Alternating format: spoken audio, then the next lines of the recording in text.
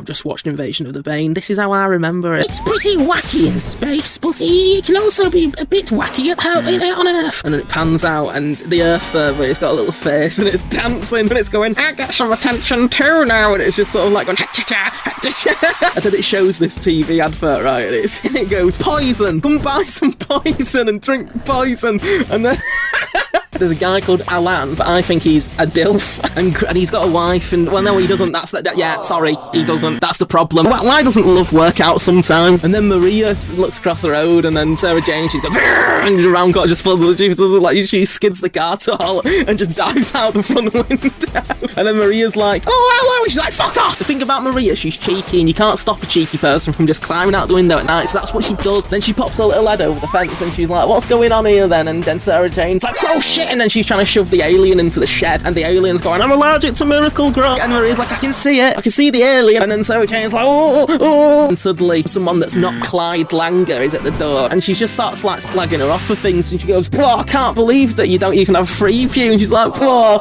what were you from the 1700s? And then there's another poison advert on the TV for poison, and then like it flicks over, and it's Matt Baker from, is that his name? Let me Google it. My keyboard's not working, because I've remembered that I broke it. And he's there, and he's like, do you want to know how to make your own alien drink thing? And then everyone's going, yeah, how do you do it? And then he goes, all right, what you need is a cup, an alien, and a blender. And he grabs the alien's head and sticks it in the blender, and everyone's going, Matt Baker, or Bark, I can't remember. Why are you doing that? And they go in the factory, and not Clyde Langer. It's just Clyde in a wig. No, change it back, actually. It might get confusing. She goes, what? He's a Fitty McVitty, and it pans, and it's like a bottle of pop, and it's got little arms and legs, and it's talking about how it fancies its own mum. And he goes, I fucking love my mum, but it's a little bit too sexually charged. And Maria's just like, she calls him a motherfucker, and he don't like that because it's too close to home. And then she calls him an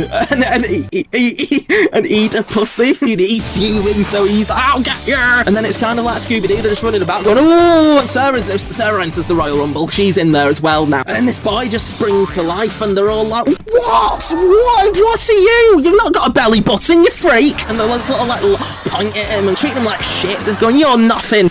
And he goes, I don't even have a name. And it's quite sad. He's going, oh, bless him. They're like, what is he? And they're like, oh, he's like a compilation album of humans. He's Eden now, that's what I call human. Sarah Jane goes back to her attic, and she goes, don't go in the attic, don't go in the attic, don't go in the attic. And then an alien comes, and she goes, oh, actually, whoops, they're straight up the ladder into the attic. And then they're like, whoa, what's this stuff? And she's like, oh, hands off, and she slaps like Luke's hand, because she's had it rough. She has had it rough. It shows like an emotional montage of her sort of like getting ran over by that little yellow car that looks like Brum, and it's that, and he kind of looks like a sock puppet, the man who's driving it, and he's just going, oh, sorry, Sarah, honk honk, and he just drives off, and then it cuts to the fourth Doctor, and he just drop kicks her out the TARDIS, and he goes, oh, hopefully you're back home, but she like lands in the sea, and she's gone, oh, and then it shows the 10th Doctor, and he's just sort of going, and sort of shrugging. And so she gets a bit confused about what he's trying to say, so she scurries off sort of like a sort of embarrassed dog that's just shit itself. So then instead she goes, woo, and shakes her head like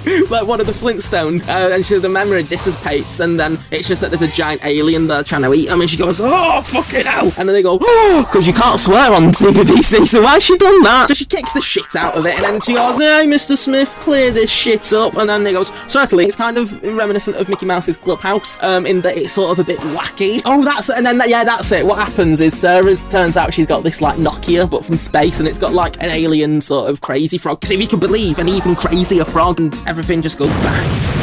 No, it doesn't. Wait, no, some things do. Some people die, some people live, and that's pretty much the end. No, it's not, because then she's like, oh, I don't want a kid. And he sort of gives her the eyes like from Shrek with Puss in Boots, and she goes, oh, bless your cotton socks, come here. And he goes, oh, great, I want to be called cunt. And they're like, no, you can't choose that name. And he goes, what about twat? And they're like, what mind you? And then he says, and then it goes beep, and he says something so bad, and they slap him. They smack him a bit, and they go, you know, you can't say that. So he goes, oh, fine, call me Luke then. And then they go, hey. And I think I've done a good job there. I think that's what happened.